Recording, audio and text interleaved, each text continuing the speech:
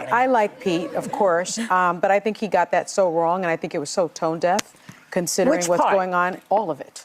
I thought all of it was tone deaf, because what happens is when from 1776 to 1965, you have basically white men in charge of everything, right? Women, people of color, we're left out of just equality of opportunity, Yes, that sort of right. thing. And I think when that equality starts popping up in terms of diversity program, equality now feels like oppression to those people who were at the top of the ladder, not necessarily because of their merit, but because of their identity, right?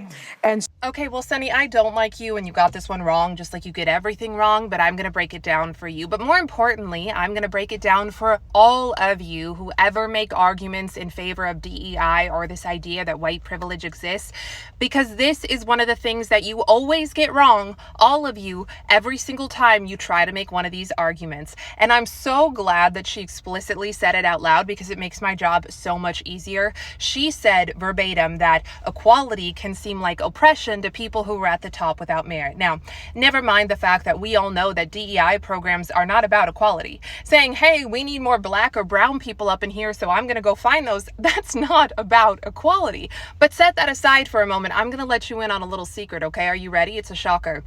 No one from 1776 is still alive, okay? No one from the Civil War era is still alive. No one who was at the top undeservedly in 1965, none of those old white men who were at the top before the Civil Rights Act was passed, none of those men are still alive. And they're certainly not still in the workforce competing for jobs. She says that from 1776 to 1965, it was only old white men, and that's not fair. And hey, I agree, that's not fair, but all those old white men are dead. So it makes no sense in 2025 America, and more importantly, it's not fair to tell a young white man in 2025 America, a man of say 20 years old, 25 years old, 30 years old, 35 years old, 40 years old, 45 years old, 50 years old, 55 years old, that he has to go to the back of the line, that he has to give up his job, his spot, his opportunity, because people who look like him, and by look like him, you just mean people who share a similar skin color, because people who look like him demanded that Rosa Parks go to the back of the bus, because people who look like him discriminated against black people. So now you're asking these young white American males in 2025 America to pay for that? Is that fair? No, it's not. It does me as an individual no good that people who look like me used to be in charge or used to own slaves. Are those people me? No. Are those people members of my family? No. Did those people pass on to me any of the generational wealth that y'all love to talk about so much? No, they did not. So stop asking me to pay for things that have nothing to do with me. What is it? 60% of Americans today can't afford $1,000 emergency if it arose, and that's Americans of all colors. And the majority of people living in poverty in 2025 America are white, which really isn't all that surprising when you think about the fact that we're still a majority white country. So the point is if you go up to the average white American family or the average white American individual and you say, hey, you've got to defer to non-white people. You have to be okay with them taking a job that you might be more qualified for or equally as qualified for, but the tiebreaker is going to be that they're not white.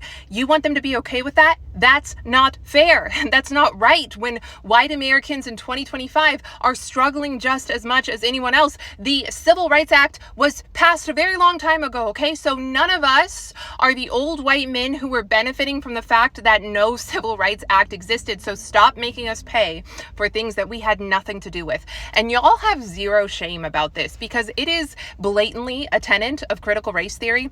And it is a direct quote from the book, How to Be an Anti-Racist, which I read. And I was floored to see this quote on paper. I was absolutely floored. It said, the only remedy for past discrimination is current discrimination, and the only remedy for current discrimination is future discrimination. And anyone with two brain cells to rub together can see that that's a recipe for endless discrimination, but that's what y'all want.